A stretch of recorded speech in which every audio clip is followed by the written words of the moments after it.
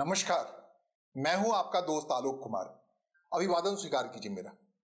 1984 में अमिताभ बच्चन की एक्टिंग में एक फिल्म आई थी शराबी, जिसके लिए अनजान साहब ने एक गाना लिखा था।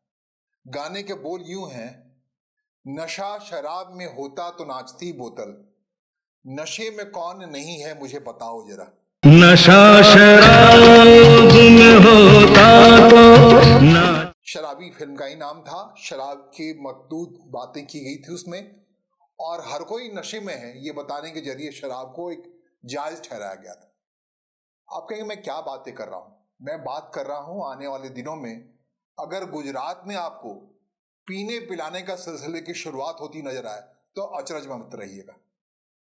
जी हाँ, मैं उस गुजरात की बात कर रहा हूं जो महात्मा गांधी, मोहनदास करमचंद गांधी का प्रदेश है, और अपने जन्म के समय से ही 1 मई 1960 में गुजरात बना, तब से ही महात्मा गांधी का प्रदेश होने के नाते वहां पूर्ण शराबबंदी लागू है। मैं कह रहा हूं लागू रहेगा, इसकी बात नहीं, गारंटी नहीं दे सकता हूं। गुजरात उन चंद राज्यों में शामिल है जहां शराबबंदी लागू है। उसमें एक नाम बिहार का भी है जहां बवाल बार बार उठता रहता है। नीतीश कुमार ने बड़ी जिद के साथ वहां शराबबंदी कानून लागू कर रखी है, और उन पर आरोप लग रहा है कि नेपाल एक खुला बॉर्डर है, उत्तर प्रदेश एक बॉर्डर है, पश्चिम बंगाल एक बॉर्डर है, झारखंड बॉर्डर है। ये खुली बॉर्डर के रहते हुए एक प्रदेश में, एक इलाके में शराबबंदी आखिरकार कैसे लागू हो सकती है? और इसलिए कहते हैं कि कहने को कागजों पर शराबबंदी है, लेकिन बेहद आसानी से महंगे दाम पर ब्लैक में हर घर में हर जगह पर शराब पहुंच रहा है, क्योंकि यह मुफीद नहीं है, इसकी काटेबंदी संभव नहीं है। ये कोई भारत पाकिस्तान का बॉर्डर नहीं है जहां कटीले तार लगा दें और शराब या लोगों का आना जाना रुक जाए। यही हाल मुकद्दस गुजरात का है। कहा 1949 का कानून है बॉम्बे स्टेट का, जिससे अलग हुआ है गुजरात 1 मई 1960 में, जिसकी बात मैं कर रहा था। तो वहां 1949 के शराबबंदी कानून को यथावत लागू कर रखा गया, और 2001 से लेकर 2014 तक वहां अपने प्रधानमंत्री नरेंद्र मोदी वहां के मुख्यमंत्री रहे। उस दरमियान भी बार बार कोशिश होती रही, रह के कोशिश होती रही कि वहां शराबबंदी में ढील मिले। क्यों ढील मिले, इसके पीछे हम ये नहीं कह रहा हूं कि ऐसा कोई कारण है। कारण बताया गया कि वहां जो निवेश होना है, बड़े पैमाने पर निवेश हो रहा है, तो निवेशक आते नहीं इस शराबबंदी कानून की वजह से। पुलिस के हाथों में डंडा होता है। निवेशक जो पैसे वाले लोग हैं, अमीर लोग हैं, उनको ये पता है कि नशा शराब में होता तो नाचती बोतल, उस अंदाज में उनकी जरूरत होती है। और इसकी पैरवी नहीं कह रहा हूं, उस पैरवी के आधार पर बार बार कहते हैं कि वहां निवेशक इसलिए नहीं आ पा रहे हैं गुजरात में। वह एक सिटी, गिफ्ट सिटी अहमदाबाद में बनाया गया है।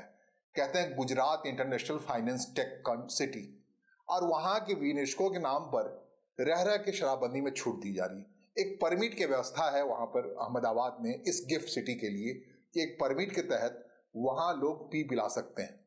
एक और कानून कुछ इलाकों में वहां लागू है। इनफैक्ट प्रधानमंत्री नरेंद्र मोदी के दिनों 2005 में कानून लागू हुआ था कि 20 SEZ इलाके हैं वहां पे। SEZ मतलब स्पेशल इकोनॉमिक जोन वाले इलाके हैं। उन इलाकों में अगर कोई गैर गुजराती है जिसकी उम्र 21 साल है, वो पी सकता है। उसके हाथ में शराब पकड़ा गया तो पुलिस उस पर कार्रवाई नहीं कर सकती, ऐसा कानून बनाया गया। एक और वहां कानून बनाया गया रह के 40 साल से ज्यादा उम्र के व्यक्ति को परमिट मिलेगा अगर हेल्थ ग्राउंड पर उनको शराब की जरूरत। तो अलग अलग तरीके से शराब की वहां जरूरतों को पूरा करने के लिए कानून है, अलग अलग इलाके में कानून है। लेकिन मोटे तौर पर, खुले तौर पर शराब बीते क्रिसमस तक, जब हम बात कर रहे हैं ये 25 दिसंबर की बात, जो क्रिसमस का मौका था, उससे पहले तक शराब पूरी तरह से बंद था।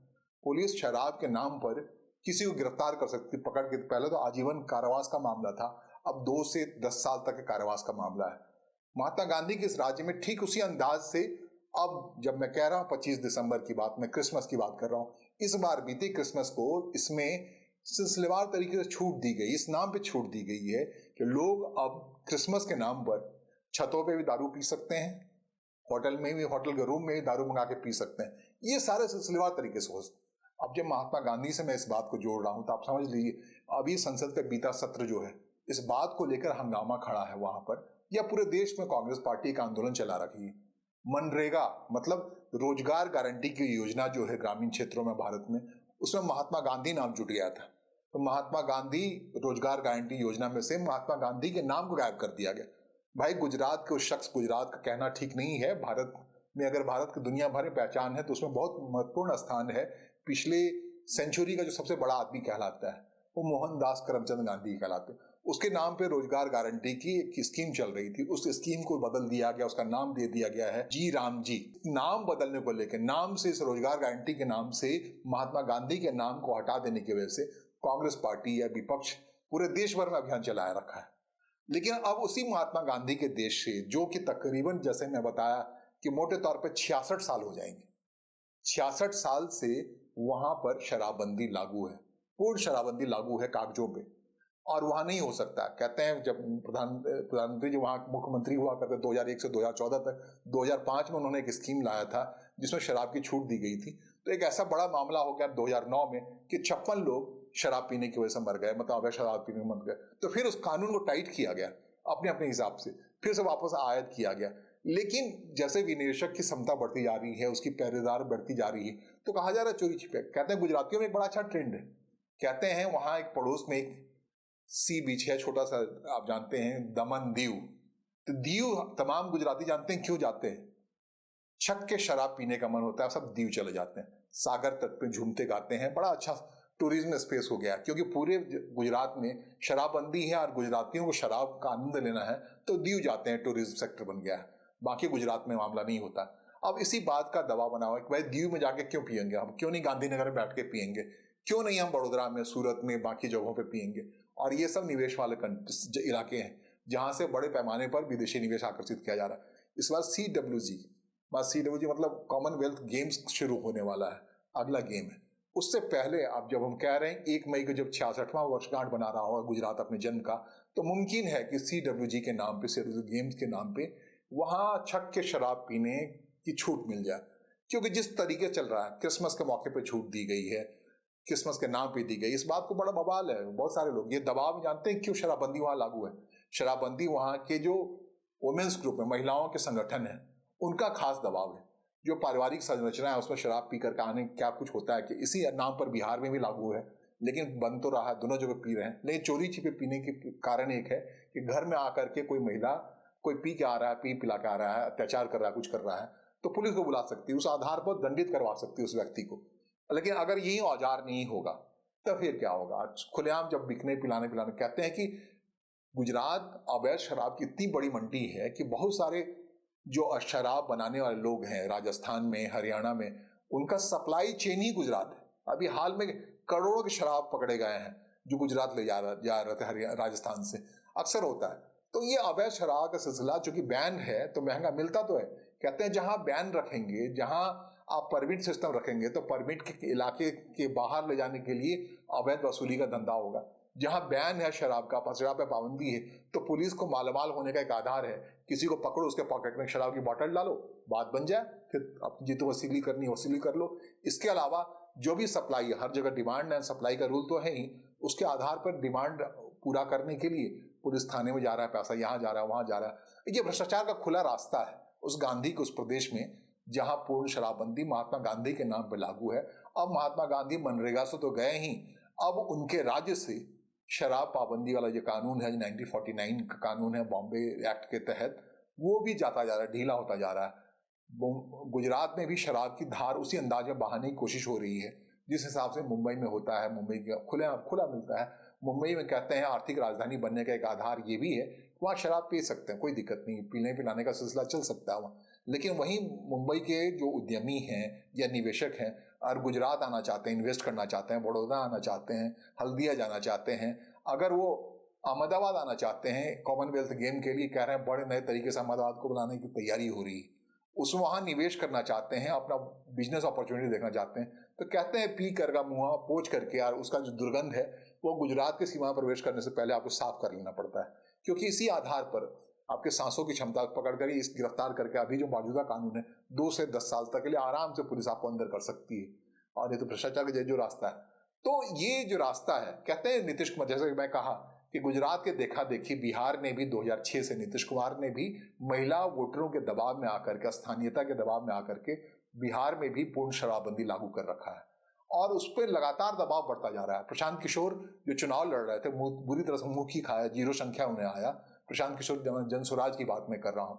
उनका कहना ही था कि जब हम अगर जीत लेते हैं और सरकार बनाने की स्थिति में आते हैं तो पहले फैसले से शराबबंदी कानून को ध्वस्त कर देंगे, शराब मिलना शुरू होगा। उनका इसके पीछे तर्क ये था, तो अवैध शराब की बिक्री का धंधा खत्म होगा। अवैध शराब बिक्री के नाम पे, अवैध शराब बनने के नाम पे, बेचने के नाम पे बहुत सारा रेगुलेशन नहीं हो पाता है, जिसकी वजह से बड़ी तादाद में लोग मारे जाते हैं, सब कुछ जाते हैं। ये एक बहाना है, लेकिन शराब अपने आप एक बड़ी इंडस्ट्री है। विजय माल्या को याद कीजिए, तमाम लोगों को याद कीजिए, कहते हैं कि शुद्ध कारोबार है वो, शुद्ध कारोबार धन अर्जित करने का शराब के जरिए, और काफी बड़ी मात्रा में। जब आप नशे में होते हैं, नशे में कौन नहीं है, तो आप कितना खर्च कर देते हैं, आप डिमांड के आधार पर कहना मुश्किल है। तो कहने का मतलब ये कि आने वाले 1 मई 2026 को जब गुजरात अपने जन्म का 66 साल मना रहा होगा, उस समय यह मुमकिन है गुजरात में छक्कर शराब पीने पिलाने का दौर शुरू करने वाला कानून शुरू हो जाएगा। वो कानून खत्म हो जाएगा मोटे तौर पे, जिस हिसाब से क्रिसमस के मौके पर ये ढील दी गई है, जिसमें कहा गया है कि हाँ आप छत पे भी पी सकते हैं, होटल रूम में भी पी सकते हैं, क्योंकि क्रिसमस मनाना है। इस बात को लेकर के हिंदूवादी संगठन कहते हैं कि गुजरात में जो भारतीय जनता पार्टी इतने वर्षों से, उसके पीछे हिंदूवादी संगठनों का बड़ा योगदान है, और वो कतई नहीं चाहते हैं वो आदर्श के नाम पर कि शराब की खुली छूट मिले। वो महात्मा गांधी के नाम पे हो, जिसके नाम पे हो, गुजराती समाज में ये अनएक्सेप्टेबल है। अनएक्सेप्टेबल चीज को एक्सेप्ट कराने के लिए, एक्सेप्ट जब क्यों कराया जा रहा है, ये निवेशकों के चलते अमीर लोगों के लिए रास्ता खोला जा रहा है, खुला किया जा रहा है। ये मुमकिन है कि आने वाला जो गुजरात अपने जन्मदिन का 66वां वर्ष बना रहा होगा, तो गुजरात में खुल के पीने पिलाने का दौर शुरू हो जाएगा। ये शराबबंदी कानून ढील होते होते उस स्थिति में पहुंच जाएगी जहां कोई गिरफ्तारी नहीं, कोई पुलिस कार्रवाई नहीं। हाँ, हो सकता है सीजर हो जाए, आपके पास से कुछ हो जाए, लेकिन किस हिसाब से ये गांठें ढीली पड़ रही हैं वो देखना बड़ा अद्भुत है।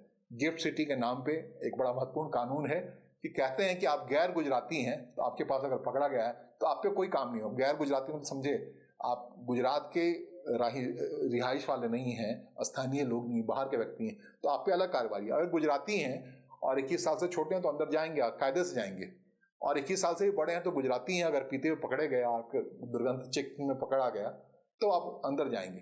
तो इस हिसाब से आप समझ लीजिए कि कितने तरीके कानून हैं, और यही शराब का कानून है जिसके आधार पे अरविंद केजरीवाल जेल जा चुके हैं, उसमें ढील के नाम पे, दिल्ली के मुख्यमंत्री के तौर पे। आप समझ लीजिए, अब जहां उनका पैर पसर रहा है गुजरात में, जहां पैर पसरने से पहले ही वहां शराबबंदी को हटाने की प्रक्रिया शुरू हो गई है। प्रधानमंत्री नरेंद्र मोदी के उस राज्य से जहां 2001 से 2014 तक वो मुख्यमंत्री थे, अब सिलसिलेवार तरीके से वहां शराब की ढील दी जा रही है। तो आप आश्चर्यचकित मत होइएगा, आने वाले दिनों में आपको गुजरात में शराब सुलभ और सरलता से मिलता हुआ दिखे। फिलहाल मुझे सुनने और समझने के लिए आपका आभार, नमस्कार, धन्यवाद।